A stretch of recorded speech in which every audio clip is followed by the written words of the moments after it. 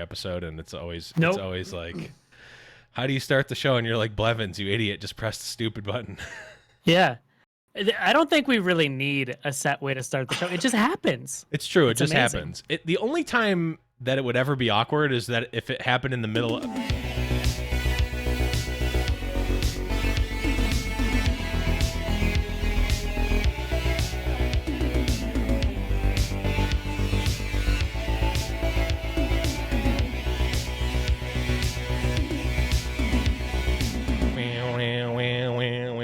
Hello, everyone, and welcome to another episode of Runeterrable Radio. I am your host, Blevins, somehow figuring out a way to just the least awkward way to start the episode as possible, and by that I mean interrupting myself.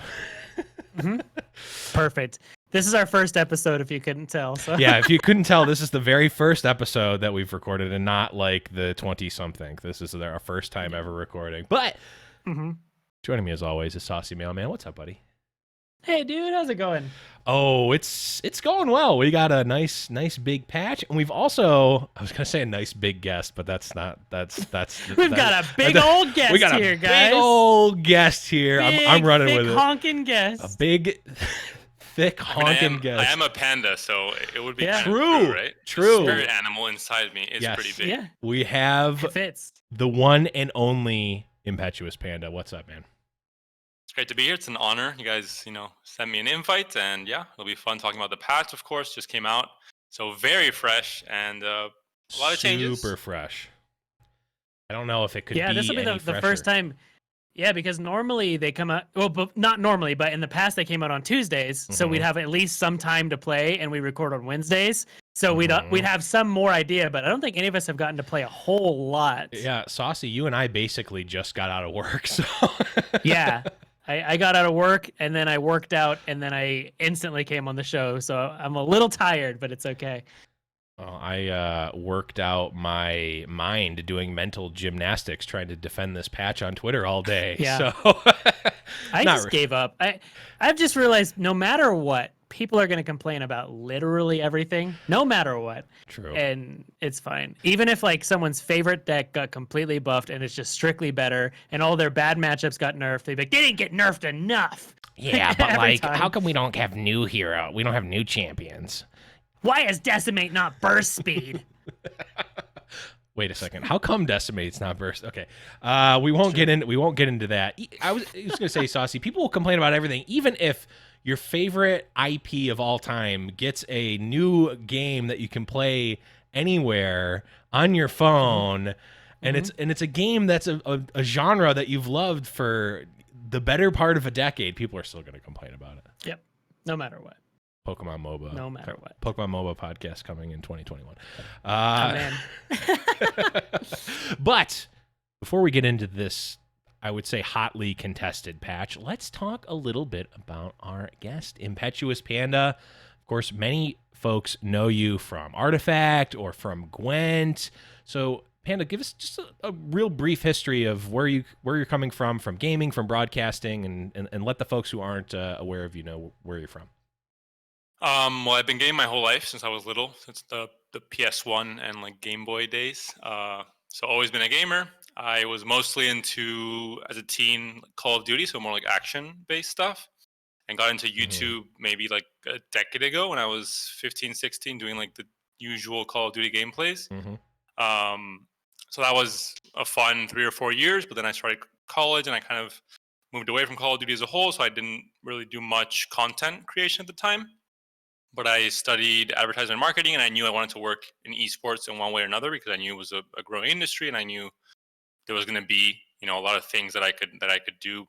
Studying advertising and marketing, you can move into different positions, either in event production or as a community manager, or all kinds of different roles.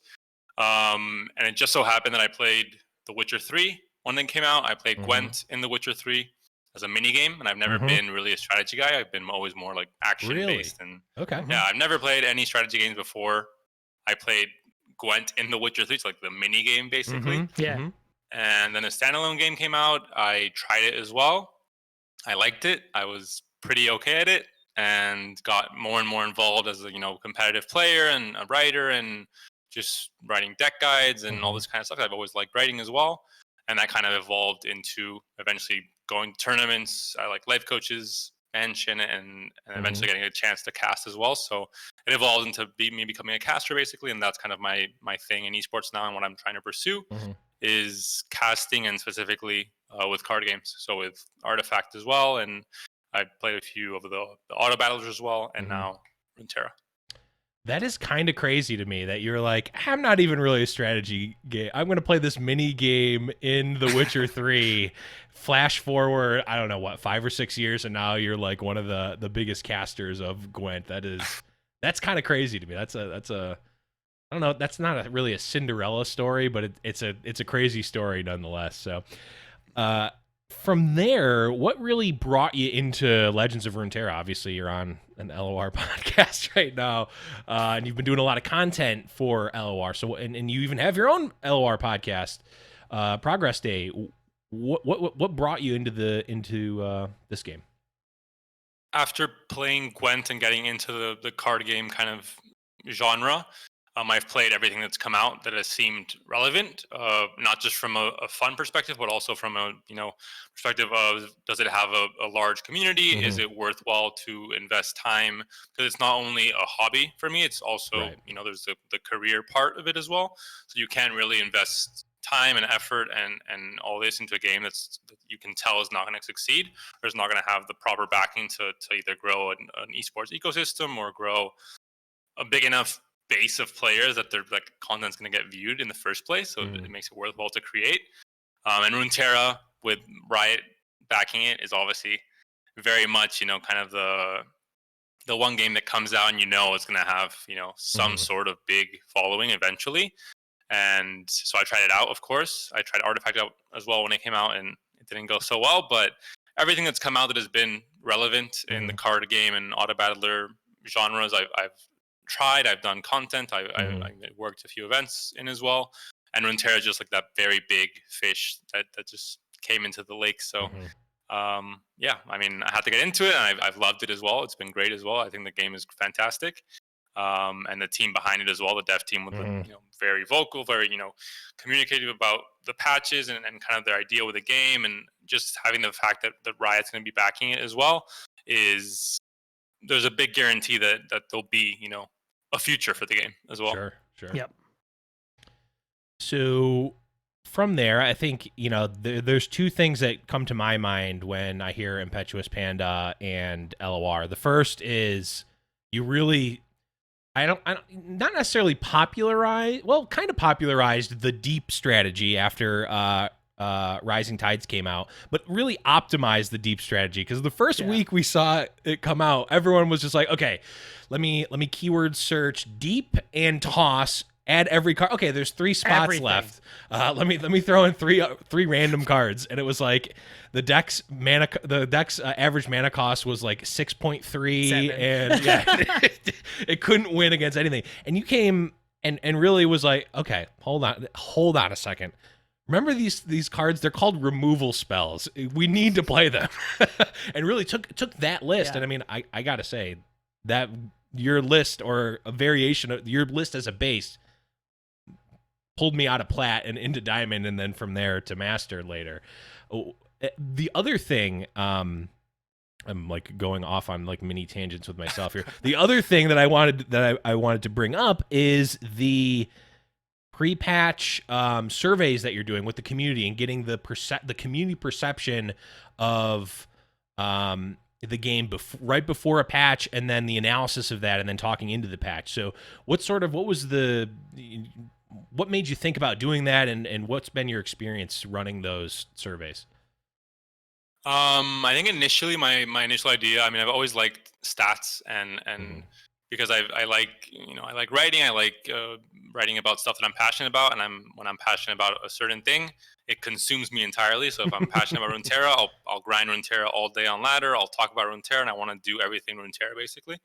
And I think it was close to like in the beta months even, I was just wondering what opinion kind of the very closed pro community had about certain cards, and suggestion. I wanted to do kind of a more internal kind of survey, let's say.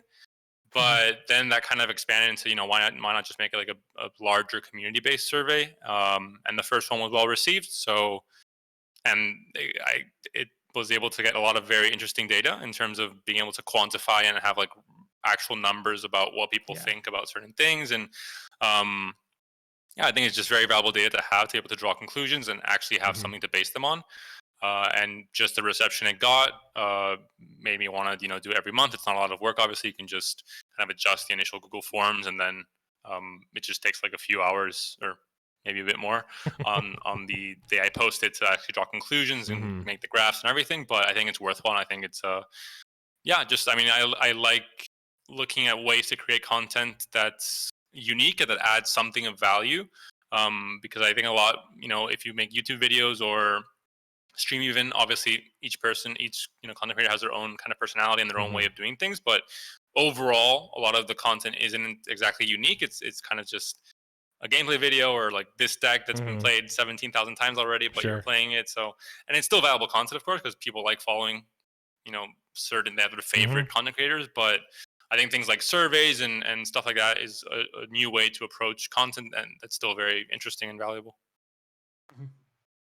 Yeah, it's been really, it's really interesting to see that angle, because like you said, it's not something that, it's not like it's something that goes out every, I mean, it goes out every month now because of you. It's not something that we're used to for every game. It's not like, oh, well, now it's time to take, it's not like teacher reviews in college where it's like, oh, now it's time to review your teacher. But it's kind of like what it is. It's like, oh, these cards, oh, they've been screwing me over the whole batch. Now I get to really lay into them.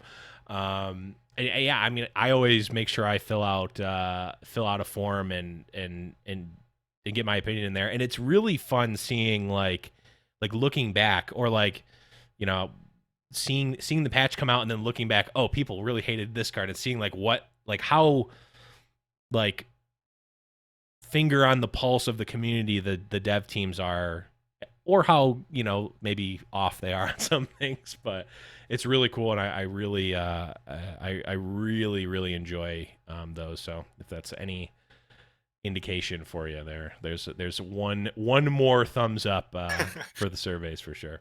It's good to hear. So yeah, it's just good. I think like I'm the same way. I like data, so it's just cool to see. It's just nice. Yeah, it really, the data, it's something that, especially, it's just in gaming in general, but even more so in card games, there's so much like confirmation bias, as well as like just like remembering only the good or only the bad things that happen, and just completely forgetting the average of of things. And yeah, exactly. Even something like tracking my games when I'm playing ranked, like in the spreadsheet, in a spreadsheet, has like really shaped my opinion and view on certain matchups, and like just playing in general. Because it's like, well, I actually do have like a 63% win rate or something, and I got to Masters in X number of games. It's like, when you see all these posts, it's like, I had an 88% win rate today. It's like, well, what did you have the last 3 days? Because you're not master yet. Or something like, or you're like rank 4,000 master. It's like, wow. Yeah, I don't know if it's the rank system that's messed up, or if it's you're just misreporting your win rates. Yeah. It's also nice, actually, thinking about what you were saying before. It's a nice way of kind of, how do I say this? You know, you can look back at the actual surveys, you know, a year from now, and look up, you know, survey results 1.4 or patch 1.2, and it's a very clear picture of what the meta was like, what the you know, so it's, even as a historical kind of archive, you can kind of look back at it a year from now, or I don't know, maybe 5 years from now, if Terra's still around, and I'm still, you know, hanging on doing the monthly surveys. But yeah, I think it'll be cool as well, and obviously comparing from month to month. Now that I'll be doing them monthly, I can kind of do that every time now, and it'll be cool seeing also how perception changes, not just with nerfs and buffs, but even cards that don't get nerfed or buffed, just indirectly, because the meta changes, they'll also get, you know, their perception will be changed as well. So yeah, I think it's pretty interesting from that angle as well. I'm wondering, and this is a little off the beaten path, but I'm wondering how much, because like if we see Azrael, for example, Azrael hasn't gotten touched in a very, very long time. I think the only change he's got was the original, like they nerfed his level 2 to make it so his Mystic Shot actually cost mana. I don't think he's been touched at all since then. But it's a card that comes up constantly, and people are always like, how come Azrael didn't get nerfed? How come Azrael didn't get nerfed? And it's like, there's a balance from the dev team of like, how much do we lean into community perception versus how much do we use stats, and like how much are we prescriptive, right? Because like people think that they want what they want, but at the end of the day, like you don't know what you want. Like a really good game dev or designer is like giving you something that you didn't know that you want, but now you can't live without, right?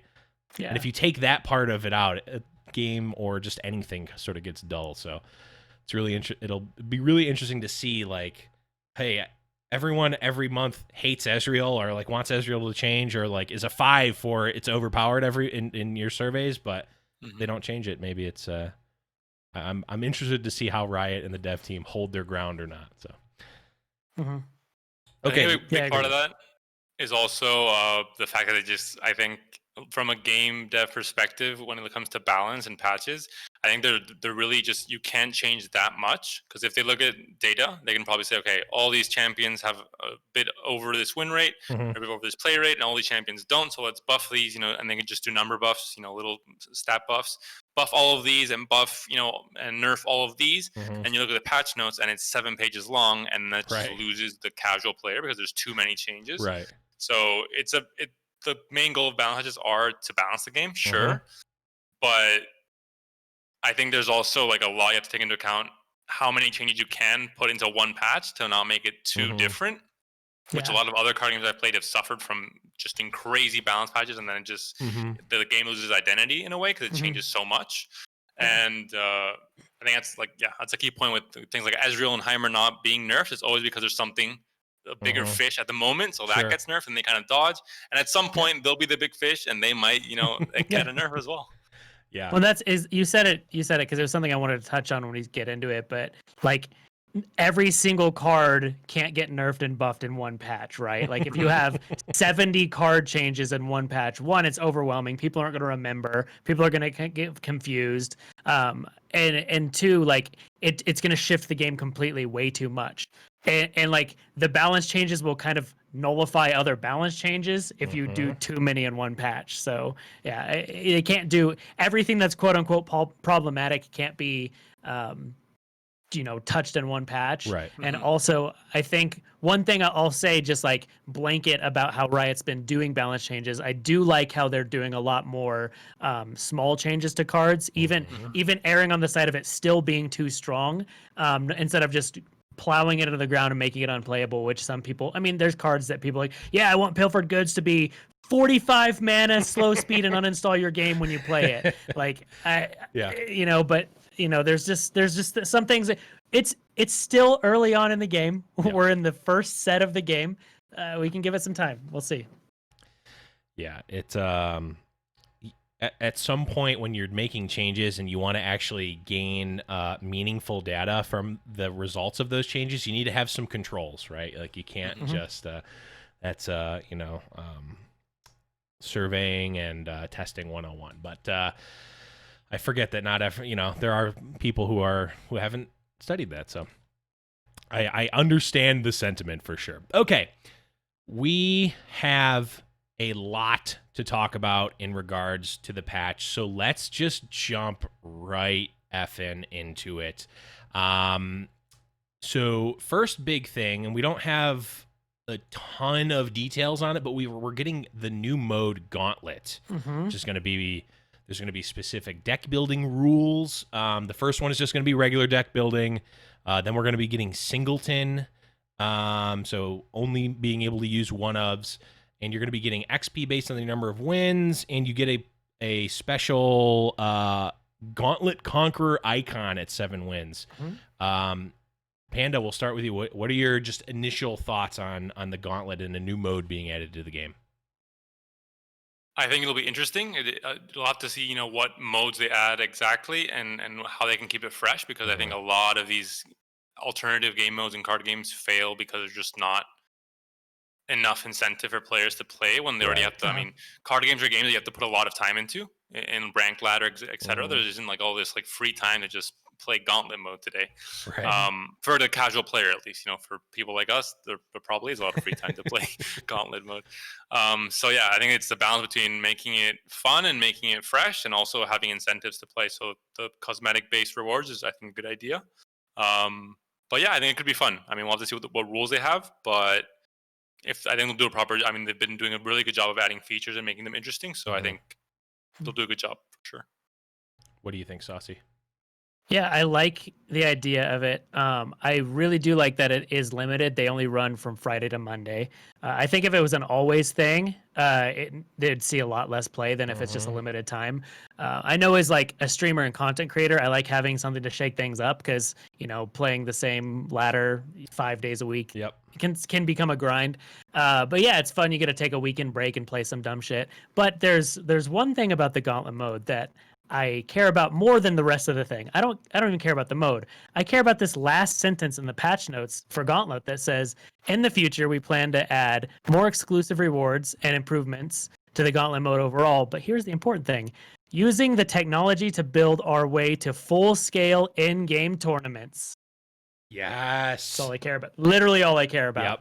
So if Gauntlet's helping them build their tournament mode, hell yeah. Gauntlet is great.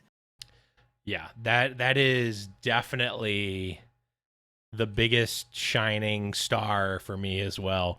I do think it's nice to have the extra modes. Like, I agree with everything that you two said. I feel my initial thought is, well, once I get the icon, I'm probably not going to play that much of this anymore. I think that's, but I also think that that's kind of what the point of this is, especially when it's standard.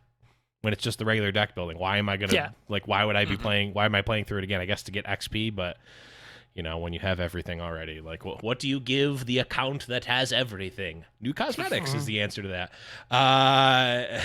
So, yeah, I think using this as a small little testing ground for features or modes, or like if they're using this to test out, like, hey, what if we try 3 region decks or something like that? That could be an interesting way to be like, oh, maybe this is something we can experiment with, or like it's a format. You look at Magic the Gathering, and like Magic the Gathering feels less like a game. Like the base game feels less like a game and more like you have this engine and you have a ton of different objects in the engine, and you can pretty much do whatever you want with the cards. So, EDH, draft, constructed, like all sorts of like dozens and dozens of modes that you can play. So I really like the Gauntlet as a new feature, even if it's just to test other things. Let's see, ranked rewards in season. Don't really need to get into that, other than the fact that they really need to make it so that you get the icon that you earn, the highest icon you earned, and also can change it to whatever color below that as well. Yeah, because the Masters icon looks like trash. Everyone knows the gold one looks best, and I can't even D-rank to go down to gold to get the icon at the end. I'm stuck with my stupid like raspberry grape flavored icon that I don't want. The diamond one looks better than Masters. The diamond one looks great too. Yeah. That one's a little bit weird, but it looks cooler than the Masters one. Why is the Masters one randomly awful? I also really like the bronze one. Even the iron one looks like it's an actual like coin that's been worn down. Yeah. Like it looks cool. I feel they're different every season. They're different, the icons though, right? Or is that the same? Yeah. Okay. Yeah. This one's the season of plunder, right? Yeah. So we get the season of whatever is exactly right. This one, the Masters one looks like is it Care Bears that have like the gem on it? It looks like you ripped off the gem off of like a weird like rainbow creature and are now wearing it. It's like, I did not want this.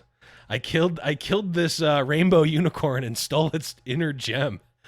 Enough. I guess violence against mythical creatures. Okay, another interesting update here is the Masters LP update, and I mean, anything was an improvement from what it was before because it just literally wasn't working. I would like win and lose LP, lose and then win and gain LP. It was wacky world. But now we're no longer seeing like, you know, your rank 1 masters, you're going to be, you know, 158 LP master or whatever it is. Obviously this is only going to impact, you know, whatever 0.1% or, you know, 0.1% of players. But overall, you know, what are you thinking about this one, Panda? Does this matter at all? This is probably the most important thing of the update for me because I'm a person that's very competitive, and you know, there's people that play games for fun. But for me, I enjoy playing the game. It is fun to play the game, but a lot of my reason and my incentive to play card games is the competition aspect, the, you know, progress on ladder, and when that's gone, then all of a sudden you know, I'm not like Mogwai, for example, is the total opposite of what I am in card games. He can play any deck and have fun with everything. I will, you know, master one deck and play only decks that have really good win rates, and I like winning. So when I found out you literally can't get rank 1 or can't climb past a certain amount, I lost a lot of the motivation to play. Yeah. But now hopefully with this, if it is an actual fix to the system and not just a visual fix, because it mentions they're adding like LP, and you can kind of like TFT, you can see where you are on the ladder and what kind of LP you're losing and gaining. But I'm not sure if they changed the actual system itself, if it's just something visual, or if they actually changed how it works. Because if not, you can see your LP, but you still can't get rank 1. So hopefully they did fix it, and I'll definitely be grinding ladder a lot this season in that case. Yeah, I think it was a good change. Totally agree. Yeah, it's weird because I heard a lot of people who hit masters and then just didn't care about playing anymore because, you know, you can't hit rank 1 or you can't really like meaningfully go up, and like it doesn't take much of a carrot at the end of the stick to get people to keep playing, even if it's just like an arbitrary, like you can get 25 LP per win and you lose, like even if it's a hard grind and you're gaining nothing but like incremental points of LP, people will play for that. You don't need much of a carrot, but there does need to be some carrot there, and it can't be like, you know, the cake can't be that much of a lie. It needs to, there does need to be a piece of cake there at some point. Yeah, agree. I think Mago at the very beginning of the season, when Masters like open, you could get into it in the Europe server. He ranked up to Masters, one of the first few players. He was ranked 2. He stopped playing that account and he finished ranked 2. Wow. He literally did not play a single other game on the account, and he finished ranked 2 because he just camped the spot. And that's just, I mean, that's wild to me. Like 2 months later, this guy still finished. There's a couple of people I saw that. Yeah. Yeah, he's a very good player, but he was like playing on his Asia account or his NA account instead, and just left that account there and finished rank 2. So that's just crazy to me. Yeah, we talked about this extensively last episode when we had Casanova on, and it's like, as much as I, as a person who doesn't who doesn't play casually, but like I'm not streaming 8 hours a day playing, I want to be rank 1 on ladder. It's just not going to, I'm not going to get there. And also, not only that, I don't deserve to be rank 1 on the ladder. Even if I was the first person to hit it, if I was in that situation, it would be a gross misrepresentation of who is actually like on the spots in ladder if I'm in the top 100, right? Like that's yeah, I think everyone would uninstall the game if probably. It would probably, get Riot would probably get a federal investigation if that happened. Because they would. I mean, everyone would have to start looking into your game, and I mean, you would definitely get banned. Oh, I would definitely get banned and probably arrested, honestly. Yeah, at the same time. So Riot, please, or not please, Riot, thank you for fixing the ranked ladder so that I don't get us all in legal trouble. I don't know where we're going with this, but let's move on. I loved it. I also loved it. Let's move on to card updates here. We'll start with my boy, Big D. Darius at level 2 is going from 5 to 6 health. Saucy, I know you hate Darius. Or you I don't hate Darius. I thought you hated Darius. I like Darius. I just think he's boring, but I think he's very effective. Winning's not boring. like the champion, like if we're talking champions, like that do something, Yeah. I just think he's not an exciting champion to me. Yeah. But it's also I don't really play super aggressive decks, but I had a lot of fun playing the Thresh Darius mid-range deck. And I think this change needed to happen. We weren't seeing a lot of Darius, and like he's real easy to kill at 5 health. Like every time someone had a Darius, I just ignore it because I'm like, yeah, I could get excited, Mystic Shot this guy. Who cares, you know? I think 6 health makes a lot more sense for level 2. So I like it. I think I'm down for seeing more Darius. I mean, when there's something wrong when one of the most aggressive, like he's supposed to be quote unquote like this aggressive powerhouse finisher when he's not even seeing any play because everyone's just playing Callista and Elise instead. So I think it's sweet. And it keeps people playing Noxus, which I'm all about. Even, you know, I just because I don't play aggro doesn't mean I hate aggro. It's different. I think aggro is great. Yeah. What do you think about the Darius change, Panda? Yeah, I think it makes a lot of sense. I think there should be more champions that kind of get those extra stats when they level up, and Darius is one of them that it just makes sense. He's getting bigger. He's, you know, his health should go up by a little bit as well. And yeah, I think that giving more reasons to play an archetype that's not played at all, like the Overwhelm, big guy archetype in Noxus isn't played at all. Like Deep kind of became that big Timmy, like big boy decks, like kind of mono green in Magic, for example. And Noxus is kind of supposed to be that, but they see no play with all the Overwhelm units and the 7/4 Challenger guy, the Reckless. Is it Reckless? It's Reckless name, something. But... Yeah, I they're all Reckless. Yeah. Yeah. But if they give more reasons to play this archetype, that would be great because I'm a big boy player. I think with decks I play, so I think it's still not quite there yet. You know, as like a very competitive archetype yet, but it's a step in the right direction. I like so the Darius I think serves a really good role in Legends of Runeterra that I think Braum kind of, or they were trying to like fit Braum into this spot. He's like a very good starting champion for players who have never played a card game before. It's like it's very clear what he does. He's an aggressive guy. He has more attack than health. He showcases a keyword, Overwhelm, and he's very straightforward with what he does. When he levels up, he gets bigger and does more damage, right? The problem with that strategy is that while it is basic, it's not bad, right? Doing more damage is not a bad thing. So you can't really, definitely not. If you keep him on this sort of linear track, you can't really buff him up too much, or else it hits a tipping point and he's just way too good, right? Like he's just a bigger lava axe. So I really love Darius. He's been one of my favorite champions for a while because he's just a strong guy. I think I really like this change. I don't think we're gonna see much Darius play, but I do like his spot there.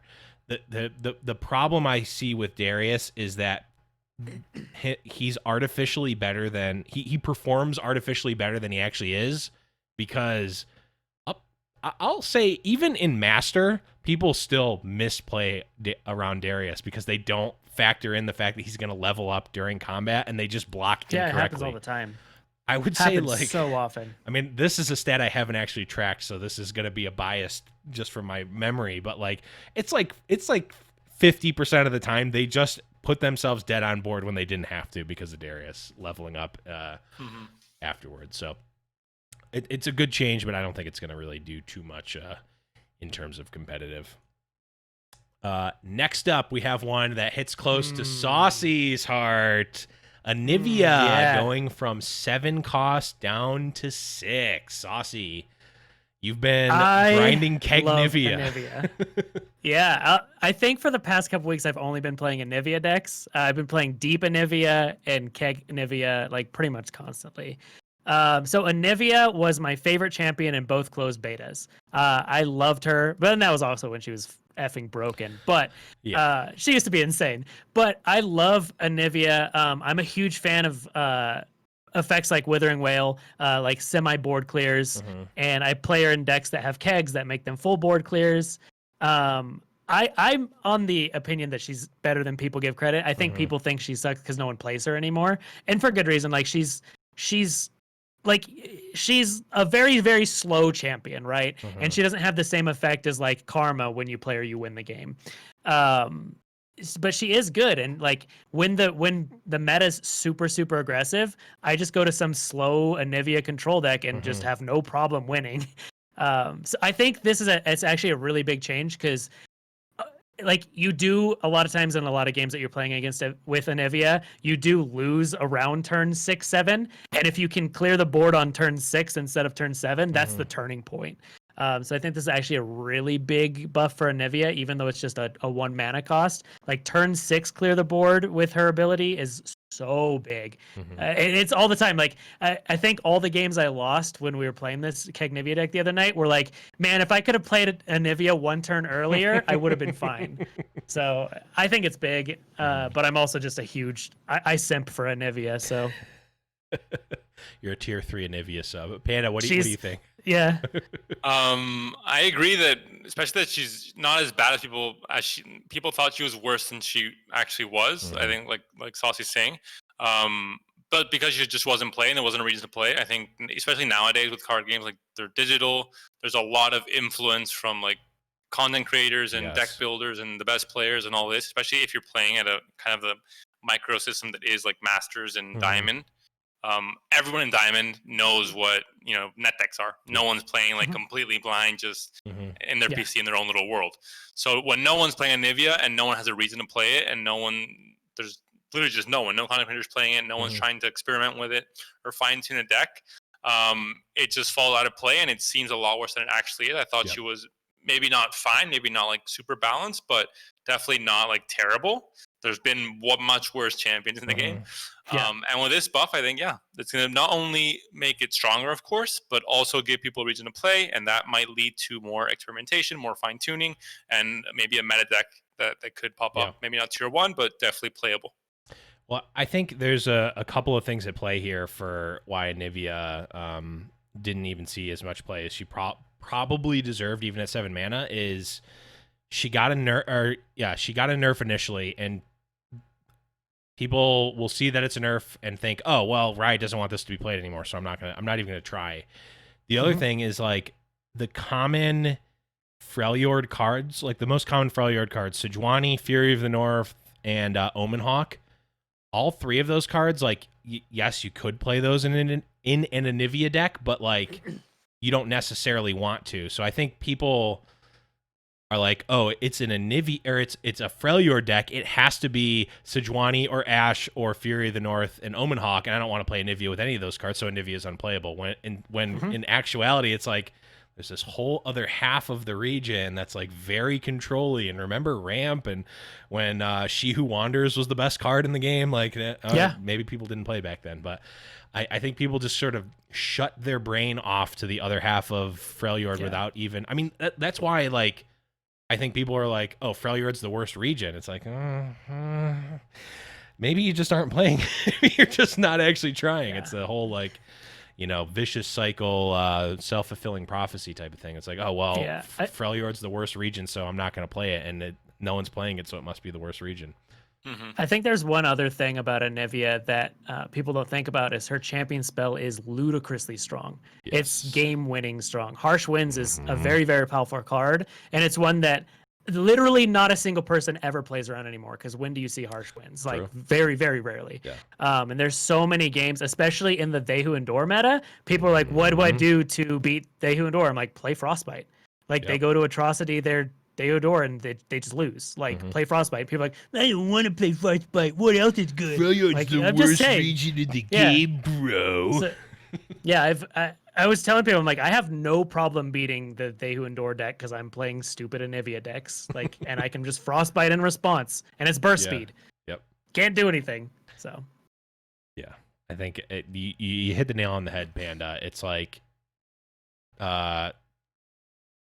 viewer see or streamer do, viewer see viewer do from I don't know. I was trying to think of like a streamer see monkey see monkey do, but like monkey aka Twitch chat sees what the streamer does and then they do the same thing. So I think we get in the echo chamber of what's good and what's not. So okay, another big Freljord I guess technically a burf because the cost is increasing, but I think it's overall a pretty big buff. The mustachioed man himself, Brom, is now a 4-cost champion. He's getting a power on the front end, so now he is a 1/5 instead of a 1/4. And now his old level 2 text of the first time I survived damage, summon a mighty Poro, is now on his level 1. So it's kind of like Brom leveled up on the front end, and you just get to play that. And also he has 1 attack as well. Yeah. Panda, what I mean, we've seen people playing this for a handful of hours at the time of this recording. What are your initial thoughts on the Brom change? I think it'll be very strong. It just has a lot of good synergies. Obviously, we have like the Disciple and Demolitionist and kind of that archetype not super fleshed out in terms of like the Scar clan units. But I think Brom's going to do a lot, and it's going to find a home for sure. Disciple's been super strong in the meta the past few months, really, and a lot of cards like Noctis Fervor Rider. There's really good combat tricks and Felard as well that can help with buffing and kind of doing a lot of cool stuff. And I'm not sure if it'll be super competitive, but Brom is quite strong now with the keywords it has, with Challenger, with Regeneration, with the 1 power, and with this ability. It's only 1 time, but it just a 3/3 body in the mid game, like turns 3, 4, 5, and 6. It's huge in terms of surviving, in terms of being able to trade, and it's very sticky as well. So, I think it'll definitely be a big part of the meta this month. Yeah, and it's one of those things like when the game like the very first launch of the game, right when it came out, the counter to aggro was Brom, and he's best when he's got an Omen Hog played before you draw him, though. So now he just has that, and now he can challenge elusive units, and like there's a payoff, and it's really good.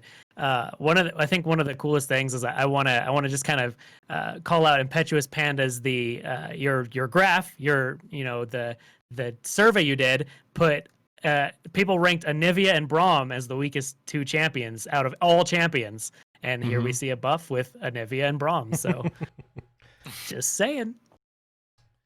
The dev team does a pretty good job of like it always aligns. All the patches, like the survey comes out and the patch comes out, and a lot of things align. So it's always really cool to see that the devs are on top of things for sure. Yeah, it's been really crazy. Just the changes in general, it's been really awesome to see. Okay, one last champion-related change. Super Mega Death Rocket, created by Jinx, of course, is now going from a 2-cost down to a 1. I've got to personally say, as a huge fan of Jinx, it's just a good quality of life. I think a lot of time, it's a buff, right? But this isn't like pushing the power level of it. Like, so it's like, oh my God, they reduced the cost in half. It's now a 1 cost. This is insane. It's like, no, now you're just going to not get screwed over when you had to discard your whole hand and like you still don't get to cast the rocket. It's like you can cast the rocket more consistently now. So I really, really like it. Any additional thoughts on this one, guys? I would say I think this is. Oh, I did the bad host thing and just threw the ball in the between both of you. No, it's perfect. I wanted to do it at least once. We'll start with our guest. I haven't played Jinx enough really to comment too much more on it. I think the whole discard archetype they're trying to push needs a little something else to make that way to play Jinx an exciting idea. But I think I agree.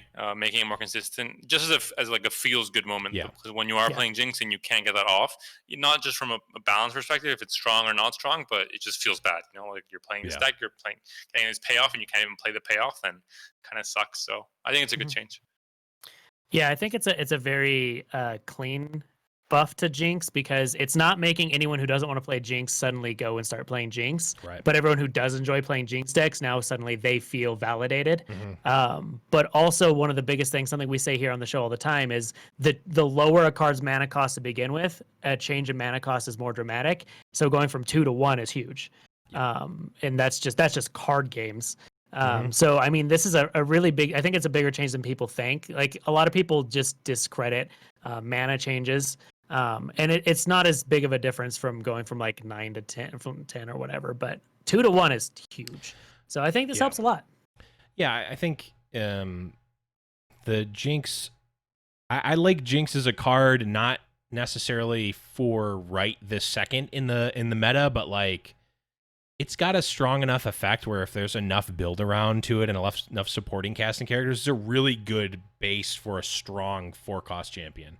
I just think that the support around her now goes better in other shells. It's like better to min-max it and like go like hyper aggressive, in which case she's kind of lackluster, or like more control. And again, she's more of a mid-range card than like her personality leads you to believe, because you think, oh, she's just super aggro, let's just forget everything. It's like, well, the cards don't really work for that. So that's why I've seen less Jinx over time. Okay.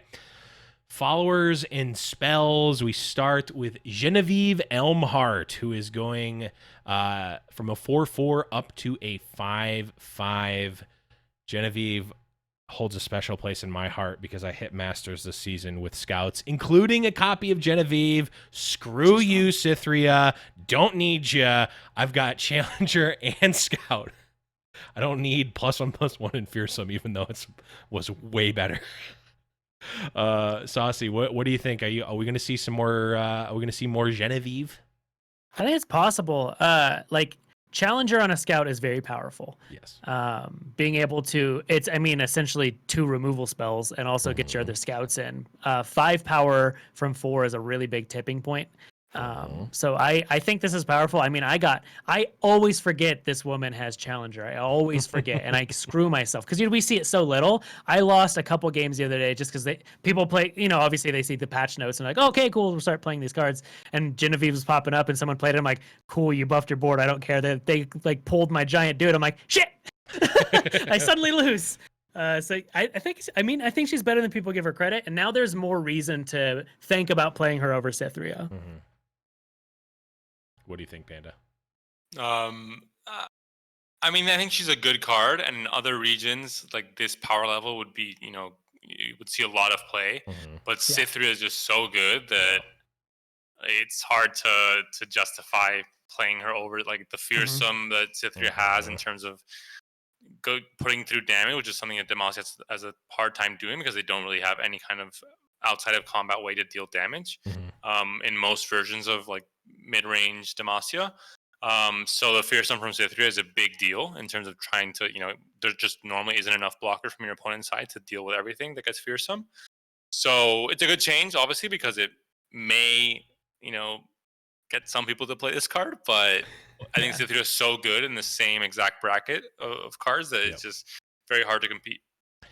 Yeah, until the competition until the decks you're playing against really like split you and need you to have the 6 mana beefy challenger. The problem is not even just Cythria, it's also Swiftwing Lancer, because you can get a 5 power challenger for 1 less mana that also generates card advantage. You can get a 5/5 scout that costs 1 less mana in the moose. So she's the moose is still loose. So there's still like, she kind of does a lot of different things, but she does them like at a slightly higher cost than a lot of other things, and then she does a worse thing than Cythria. So I think she's still, I do like, I'm glad they didn't like push her up to a 6/6 or like give your team +1/+2, because like you're going too far then, right? And it's like, oh well, now and then it's like, oh well, it's just nothing but Genevieve over and over again. Yeah, so she'd be super scary if they dropped her mana or something like that too, yeah. But overall, I mean, I do think at the end of the day, if we're min-maxing, it's probably just one of those other cards I mentioned instead of her. But like she catches people off guard, and that is something that is, shouldn't be underestimated necessarily. All right. One of the I would say the 2 biggest controversial changes. Well, the change isn't controversial, but cards that have generated controversy. Unyielding Spirit going from burst speed down to fast. Saucy, we have talked at length on and off the podcast about Unyielding Spirit. Where do you fall on this this speed change?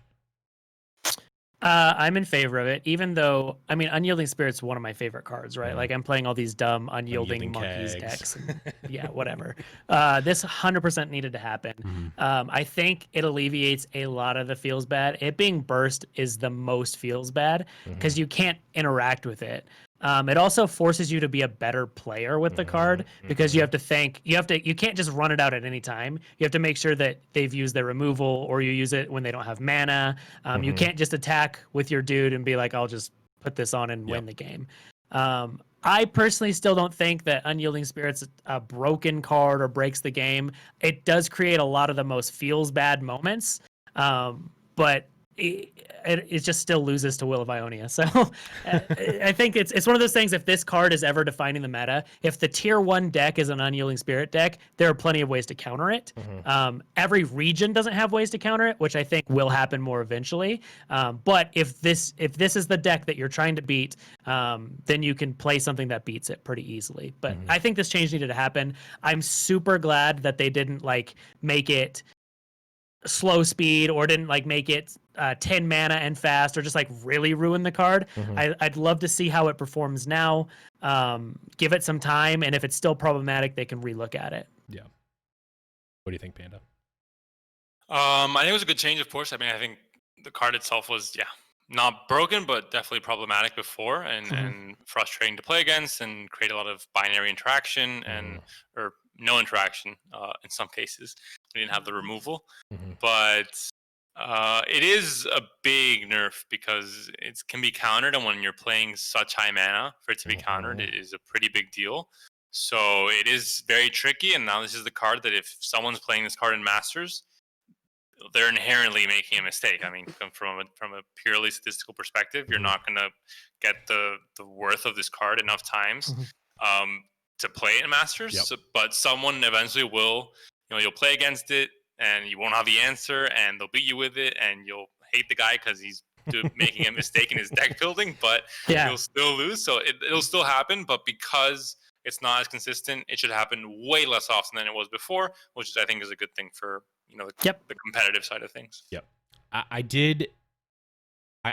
actually really like the change for the reason that you brought up, Saucy, which is it forces you to play with the card better and also forces your opponents to play around it better.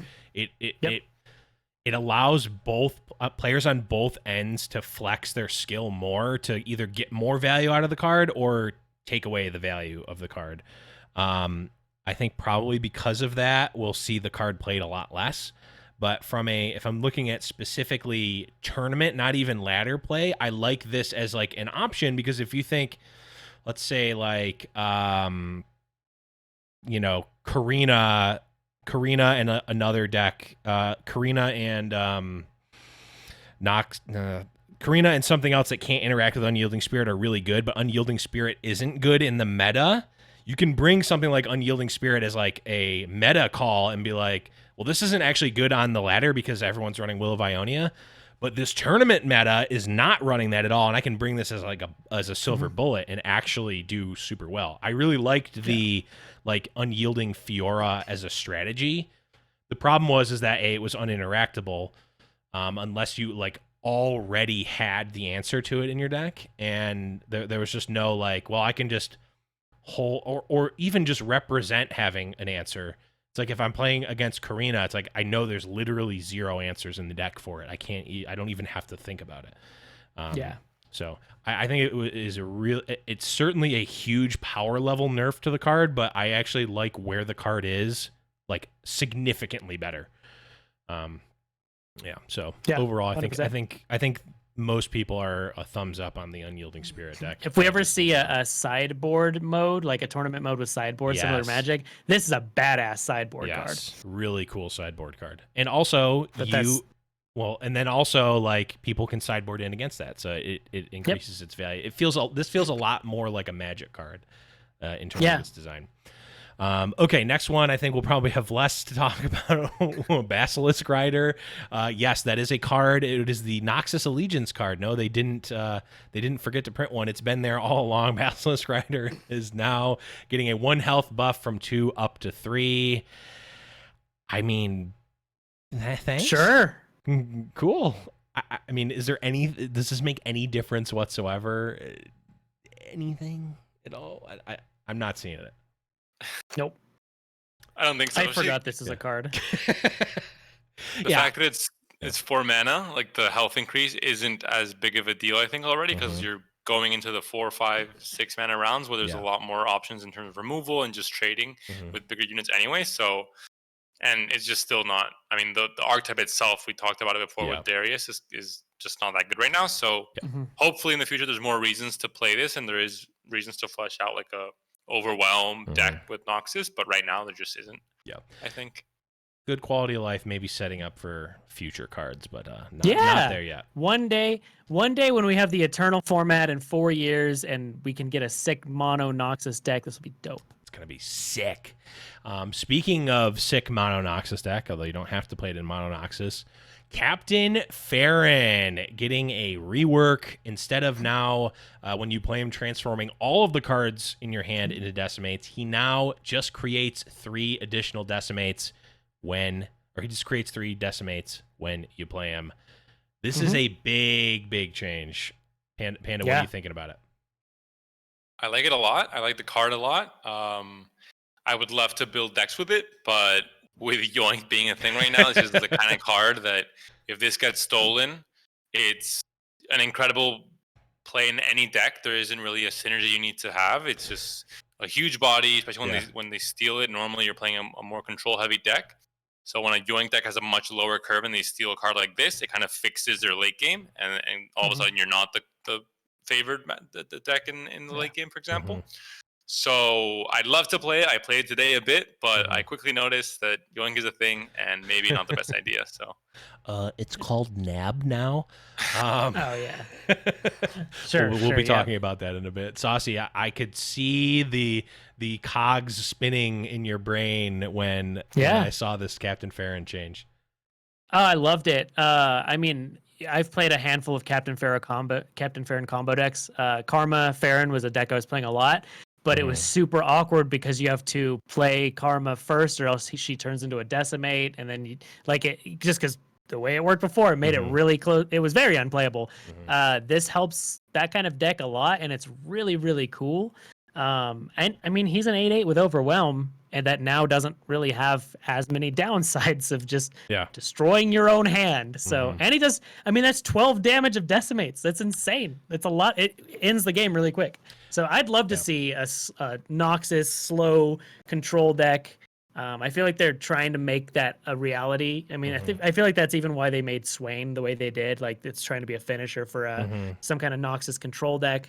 So I'd love to see something like that. It feels like the big red Scred and Magic. Yes. It's kind of what it feels like. So it's cool. It's a great change to the card. Do we see it anymore?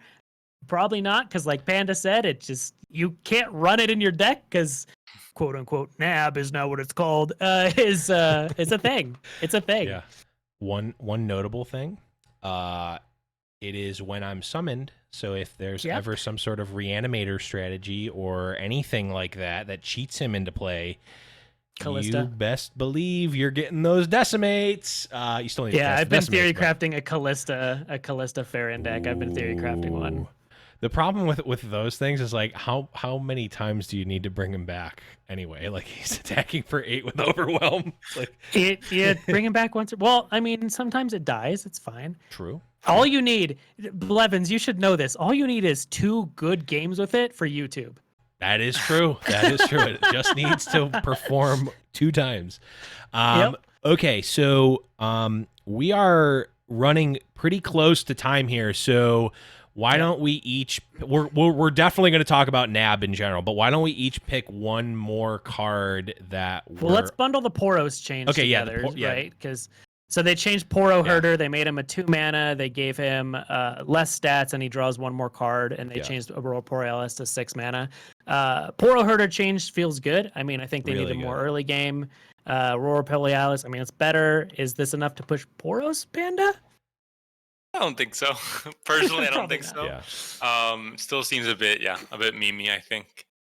I think the inherent problem with Poros is that you are spending slots in your deck for 1/1s for one with like mediocre abilities. That's the problem. And then you're playing buff spells, but again, then you're also spending slots in your deck on 3 mana, give all of these mediocre cards stats to make them slightly better than mediocre. So you're doing a lot of work to get to playable.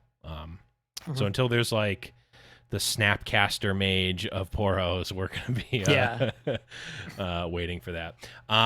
Okay, we'll bundle to get through these. She Who Wanders and They Who Endure. I guess maybe probably shouldn't be bundled because they're on different levels. No, But She Who Wanders is getting regeneration again. Yeah, they're giant ancients. They Who Endure going from 6 up to 7 mana. Is this going to change anything at all? Like, are we? I feel like She Who Wanders is still just as bad, or just as like splashy, but probably not competitively viable. No. And I mean, 6 mana up to 7 mana might be a breaking point in terms of like actually being able to put yourself ahead enough on tempo to not get blown out by They Who Endure atrocity. Does it matter? Pay price to lose to it. Yeah. I think it will still endure. I think She Who Wonders has the same treatment as Jinx that I think from this patch, where the regeneration is actually really big on this card, because this was my favorite non-champion card in the first 2 closed betas, because I was just playing War Mother's Call with this. Right now, when you play it in War Mother's Call, if it doesn't do enough when it hits the board, because her thing is a play effect, and without regeneration, she's just garbage. Regeneration does help a lot, so the people who like this card, they're getting some fan service, and it helps a lot. It's not going to make people just start jamming this in their decks. Any other comments, Panda? I agree with everything Saucy said. I think, yeah. And They Who Endure, I think, is still going to be played. I mean, it's still a very strong card in its archetype with a lot of great support. So it's a little bit worse, sure, but it's still not that big of a change, and it will definitely be played. Yep. Okay, huge Ren Shadowblade change, going from 8 down to 4 mana. His power is going from 6/4 down to 3/3. Throw his old ability away, which made your opponent's stuff when they played it ephemeral, and now when he strikes, not Nexus Strike, any strike, he creates a Shadow Fiend, which is the 1/3 or the 1 mana 4/3 ephemeral in Ionia. Panda, is there a chance that we're seeing a mid-range ephemeral Ren Shadowblade deck? I think there's still just not enough consistency and good support cards in ephemeral to make it a proper archetype. I think it has its, certain things are going great for it, but it's just missing, those auto-include cards that you look at and be like, oh, this is great. This is ephemeral. I'm going to put these in my deck. Yep. And we're going to have like a great base for the deck. And right now it just doesn't have that. This is like the kind of card that you add in as like a 1 of or 2 of and does a little bit, but it's not what you base the deck on. And the Shadow Fiend in hand, I mean, I don't know how much that does for you. So, I think it's still not going to be that playable. Better than before, sure, but still missing a few key pieces. Yeah, I really wish it was like a 4/2. It has quick attack, and Blevins and I were talking about this earlier. I was like, man, this would be so cool if it was something you could reanimate with Callista, but you can't because it has 3 power. So you'll never ever reanimate this ever. Yeah, it would have been sweet. I think this is another card that's like, we're gonna forget about this card for 3 sets, and then in the the 3rd set from now, there's gonna be a ton of ephemeral. It'll be like coming out around Halloween. There'll be a bunch of ephemeral Shadow Isles and Ionia cards, and everyone's gonna be like, "Oh crap, the Ren Shadowblade deck." This is the type of like, this is the like mythic in the middle set that is like 50 cents and you forget about it, and then it spikes to $60 because everyone just like threw them in the garbage like 4 years later, like that type of thing. Unfortunately, I mean, probably fortunately, because we don't have to play the Runeterrable stock market, that's not going to happen. They're just going to be sitting in your collection until that happens. Other epics that have been sitting in your collection getting changed. Jay Medarda becoming. I always forget there's a D in his last name. I always call him Madara. I did a video for Giant Slayer for this patch, and I did the voiceover and I mispronounced Medarda like 15 times. So now I know it. Going from an 8 cost down to a 6, and going from a 6/6 down to a 4/4, and losing elusive. So now he's just a like little tinier. He's a little J now, but he still has his main ability, which is when you target him, you draw a card. I'm thinking the same thing I've thought about a lot of these cards is like, it's not good now, but it has such a unique effect that it could be like a centerpiece or a supporting card later, maybe. Yeah, it's so funny. I had so many people in my stream like bitching about this. Like, they killed Jay, and all I can say is, you can't kill what's already dead. Yeah. What like, is where dead do you may see never this played? die. Like, where do you see this? When have you ever seen this card played except for in a friendly battle? One time, Raptor made a Noxus PNZ like control deck super early on, and it had like a 1 or 2 of Jay Medarda. Yeah. That's the only time I ever saw it played, because he has a cool synergy with Draven, because you cast Axis on him and you draw cards, which is cool, but not good enough. Yeah, I think he's definitely like a perfect example of what an epic should be, I think. Maybe not the strongest, maybe won't be tier 1, but it has a very cool effect. It has an effect you can build around. And people, I don't know, going crazy about him losing the elusive tag. I mean, you never played him thinking, oh, he's elusive. Yeah, I'm going to get so much damage on Nexus. You played him because of his effect, the draw 1 effect. Yeah. So he wasn't an elusive finisher ever. Yeah. He was like, is a combo piece that you can play with a deck that is 100% centered around him. And being able to target him to draw cards and do something crazy with that effect, because it has a very, limitless potential. Yep. So in that regard, I think they did a really good job of making it something that you can possibly build around and make a cool little deck with. I wish he was a 2-mana 1/1, but a man can dream. Then he would probably be broken, or at least very strong. Escaped Abomination, which is the card created from Cursed Keeper, got the Chump Wump treatment, going from a 4/4 down to a 4/3. We've talked ad nauseum on the show about how that specific Chump Wump treatment is a huge breaking point, and I think makes Cursed Keeper obviously it's a nerf, but I think it's still similar power level, going to see the similar amount of play. This isn't like killing the card at all. No, still good. You can't kill it because it has last breath and it comes back. Yeah, I think pretty straightforward there. Okay, Harrowing going from 10 down to 9 cost. Is this a big change, Saucy? I'm not sure. I haven't put any thought into this. All the decks that we saw that were playing Harrowing, I call it Harrowing and Harrowing. Why the hell not? All the decks that were originally running this stopped running it when it didn't revive your enemies, dead dudes. Yeah. So I feel like there's like we've started to see some spooky karma come back, and the card's not bad. I think it is. Well, let's see. You can play it with Deny now, so that's good. Yes, you can. Yeah. So I think it's an okay change. I think. I mean, it's not going to be too. I mean, you guys mentioned it before, like the change from 1 to 2 mana is huge, whereas from 10 to 9, not so much. But it was seeing, I think, less play than maybe it should, as like this big flashy finisher for Shadow Isle, which is a region that has been in the spotlight for pretty much every single meta. And it only was really relevant the 1 meta right after the Rasa change, where you kind of move into a different direction for the Hecarim decks. But yeah, I like it. I like it with Captain Farron. I think it's really nice because you summon the. But then you play against Yoink and you lose. So don't play this, guys. Don't take it. I got into the trap. I already took it. Don't take the bait. It's not worth it. You gotta try it again. You only need 2 good games for a YouTube video. Yeah. Exactly. Okay. And then we get 3 sort of completely different strategy, but 3 different Bilgewater card changes. Drag Dredgers going from a 2/1 down to a 1/1. Mind Meld going from 8 down to 7 mana. And Petty Officer getting an extra point of health, going from 1 up to 2. I mean, I think the Drag Dredgers change is pretty significant, because now Double D is no longer trading up. He's just a speed bump now for a lot of these things. I mean, he killed like everything turn 1. He was just like the best turn 1 play for the decks that want to play him. So yeah, this is huge.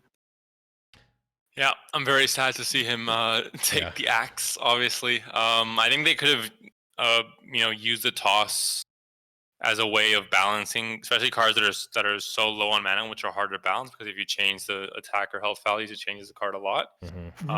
And they could have changed a toss to toss 2, or played around with that different value as well. They chose not to. They changed the power, and the power change is really massive in the early game in terms of like stabilizing and trading. So I'm not too excited to play deep this patch, unfortunately. Yeah, I think that hurts the deep archetype actually quite a bit because this is what helped you in the early game so much. Like there's so many games I'm like turn 3 and 4, I'm like I need a dredgers, like I need one right now. So yeah, it's tough. You definitely wanted it more than any other card in your opener. Like it was so much. Like, cause man, yeah, I'm a little sad because I just loved the deep strategy so much, but it was, I mean, it was very strong. So I'm not, if I'm trying to remove my partiality from it, I'm maybe not super upset, but I'm still sad. Mind Meld, a card that saw actual 0 play. Maybe now people will look into it. It's a cool effect. It definitely is. The animation looks sick. Animation is absolutely insanely sick. Yeah. I'm not buying Mind Meld yet. It's still slow. Still slow, still needs a lot of build up, and still costs a lot of mana, and doesn't help you if you're behind at all. Like all the decks that want to play this, it doesn't do anything in those decks. So yeah, you need to both be playing a lot of spells and have a lot of stuff on board, and the effect goes away. Like you want to play this in like a Fizz deck or something, but you don't want to play a 7 mana slow speed in a Fizz deck. So Yep. Okay, and then Petty Officer, I think, is actually a pretty big buff because now he doesn't die to Vile Feast, which is a big breaking point. Panda, are we going to be? Is this the patch of Petty Officer? For Bilgewater, I think it definitely is. I think it opens up the keg part of it a lot more as well because you have the versatility. And I think this is just becomes a very much an auto-include card in a lot of Bilgewater decks because it's just a great 3-drop with consistency, with different, you have 2 different routes, which I think is always great in card games, having cards that give you 2 different, outs and a lot of versatility, especially at its mana cost. With the 3 mana is a point in the game where you need to have different options for different situations. So yeah, I think it's a great change. It'll see a lot of play. It already saw some play before. It was an okay card. But this, it's a big change. 1 to 2 health is huge in Runeterra in general, that health point. I think we'll see a lot of play in this patch for sure. Yeah, I just hated the fact that it died to Vile Feast, and also like the whole card got wiped. Yeah, Parlay, and the whole card got wiped out by Withering Wail. Yeah, because it's like, man, because I'm playing it because I want the keg a lot of the times, or like I just want 2 bodies, and it's like when you get when you're giving Withering Wail more value, it's like I just don't want to. You're already killing my keg. That should be enough. So yeah, I think huge buff there for Petty Officer. Yeah. Okay. And we'll end the show on this. I'm sorry, chat. We went a little long, so we're not going to do questions. But the elephant in the room, we've already talked about it or alluded to it a bunch. Steal from deck cards. Now, a new keyword has been implemented. It's called Nab. It now draws a champion card from the bottom of the enemy deck. Non-champion. Yes, a non-champion card. Did I say champion card? Yeah. Oh, a non-champion. Sorry, I can't read.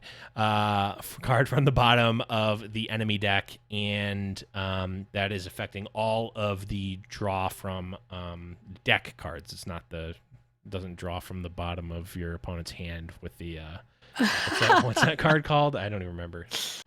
The 3 mana one. But yeah, whatever. This impacts Black Market Merchant, who is also getting a health nerf from 2 down to 1. Pilfered Goods and Yordle Grifter. I know there's a lot of opinions on this one. Panda, you've already mentioned it a couple of times. What are your thoughts on this change overall and the changes in general, including Black Market Merchant? I think it's definitely not enough. I think they could have looked at, making other changes, like not so much a power level change, although I do think just Pilfer Goods as a card is very, very, very strong. I mean, look at Glimpse Beyond was complained about like most of the patches leading into this one, into Rising Tides, where a lot of more, card draw was added, so it's not as prevalent anymore. But Pilfer Goods is literally the same with no downside. You don't have to kill any of your units, and Plunder is super easy to achieve with Make It Rain, for example, and just attacking in some cases. I think it's just very strong. And Black Market Merchant, I mean, Swim mentioned in the Progress Day podcast as well. I think a very easy clear solution is to make him the card he steals get the reduction, but no other card gets reduction, because when you start snowballing it into using like pilfered goods, another pilfered goods, another pilfered goods, and they're just reducing everything. Or even with 2 black market merchants on the board, it just gets insane. Yep. So that would also be a very more than this health nerf does nothing, because at the end of the day, you play him, he gets a card, and then they always have that pilfered good in hand, the 2 pilfered goods even in hand already, to combo with it immediately. So by the time you try and kill it, it's too late. Yeah. Especially with pilfered goods being burst as well, so there's no way to react. Yeah, you don't even get the you have this opens up Vile Feast as an answer, right? It doesn't even matter the turn that they play it. It doesn't answer it. Play pilfered goods. Yeah. And you always, if you're a skillful player, get a pilfered goods from their deck from your pilfered goods. Right. So always. Yeah. I mean, I've been an advocate for a while about just the power level of the cards is the biggest thing for me. It's like drawing from your opponent's deck theoretically should be worse than drawing from your deck, but it doesn't matter which it is. It's like in Magic, so much value. Drawing cards is always good. Everyone knows that. But also 40% of the cards that you draw are going to be lands, so it doesn't matter as much. When you're drawing cards in Runeterra, it's like it's all action. Now, they're not all the best card in the deck, except if you're playing against me, in which case you're always going to draw my best card. It's going to be good no matter what. Whatever cards you draw are going to be good. Yeah. My biggest thing is like I think that the drawing from your opponent's deck theme is a cool theme in general. I don't think it's cool to be on these very cheap, efficient cards. I want to see like a Captain Farron type card, or like if Riptide Rex was completely reworked and was like plunder, draw 3 cards from your opponent's deck. That would feel like a cool, and it was on 1 card. That would feel cool, and it would feel special when it's like I'm just playing the most efficient thing, and I get to draw from your opponent's deck. My opponent's deck. It's like just kind of, I don't know. It makes it feel less special, and B, it's just card advantage, and also you get the added like cherry on top of screwing over your opponents like massively sometimes. Yeah. Like I like the mechanic of taking from your opponent's deck. I think it's fine, but like you said, the biggest problem is that these are so efficient. And I mean, we even did the test. We did one stream where I just put the whole plunder package, all the pilfer shit in a deck, and made the worst decks possible, and we just win with their cards. And like, it's a thing that you do all the time. Like, I was against a Poro deck. I took all his Poro snacks, and then I just played them. Like, it's just stuff like that. Like, it's so stupid. Like, I think the mechanic is cool. I don't like it on a 2-mana burst speed spell that draws 2. Like 2 mana draw 2 at burst speed is way overstated compared to everything else in the game. So like if you're looking at power levels, like that's just absurd. Like the amount of value you get is dumb. And they always cost 1 less because black market merchants there. Make it like, man, I just don't. I hate the power level of it. That's my biggest thing. Like I want to see like thematically like have it be like Progress Day of like 8 or 9 mana, draw 3 from your, or even just draw 2. I mean, it's so strong. It just, I don't know. I feel like it needs a massive change, and like, I mean, maybe it's 5 mana, draw 2. It's still, I don't know. I would rather see it on something. I mean, Riptide Rex I don't think fits thematically, but like that type of effect, like big, chunky, epic, where you do a really big thing one time. And you have to build around it. Not like, oh, well, I'm playing Bilgewater. I'm just playing all of these cards because they're super efficient. I don't actually care about drawing from my opponent's deck. I just want card advantage. I hadn't considered like moving it to a higher mana bracket, but I think it makes a lot of sense. Especially maybe like a mid-range, like 4 or 5 mana kind of pirate card that has a okay body, but like is typical like a stat line that you can tell is not ideal for that mana cost, like maybe a 3/3 or something like that, but it has an effect that goes along with it. It's kind of strong still. Yeah, like Yordle Grifter, like a draw 1 or a draw 2 or Yeah, I also got the visual, Saucy, of you stealing all the Poro snacks and then just staring your opponent in the eye and just stuffing them in your face with no Poros in your deck. I just ate all the cupcakes.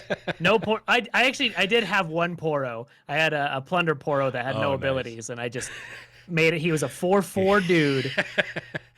I'm just eating the cupcakes. Just stare your opponent's dog in the face and just eat their dog treats. Yeah. Oh yeah, absolutely. It doesn't matter how bad they are. The dog is sad, and so you won that's that. all round. you care about is just the sad Poros on your opponent's deck.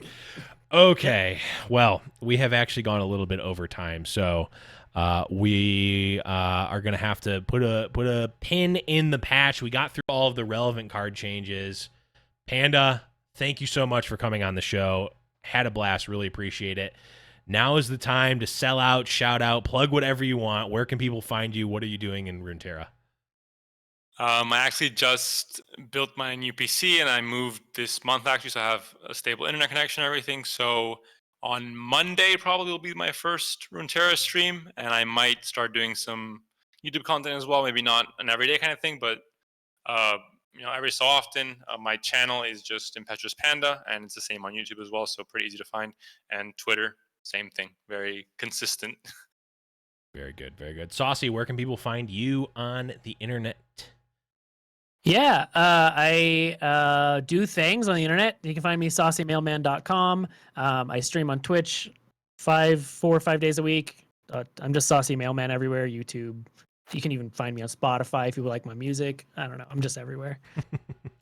Nice. Well, you can find me on Twitter as well at @the_Blevins. You can also find me on Fridays casting the Giant Slayer Fight Night Legends event, which is starting this Friday. So definitely check that out. And you can also find both myself and Saucy living on Discord, discord.me/Runeterrable Radio. You can find all of the links to all of the stuff on the show, runeterrable.com or DeckPics.Live. It exists.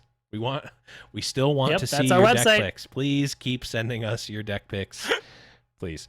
But Discord's definitely the best place to find us there. But that is going to be it for this episode. Thank you, everyone who tuned in live and is listening in podcast land in the future. But for our guest, Impetuous Panda, for Saucy Mailman, I am the Blevins, and we'll be back next week to talk about more Legends of Runeterra here on Runeterrable Radio.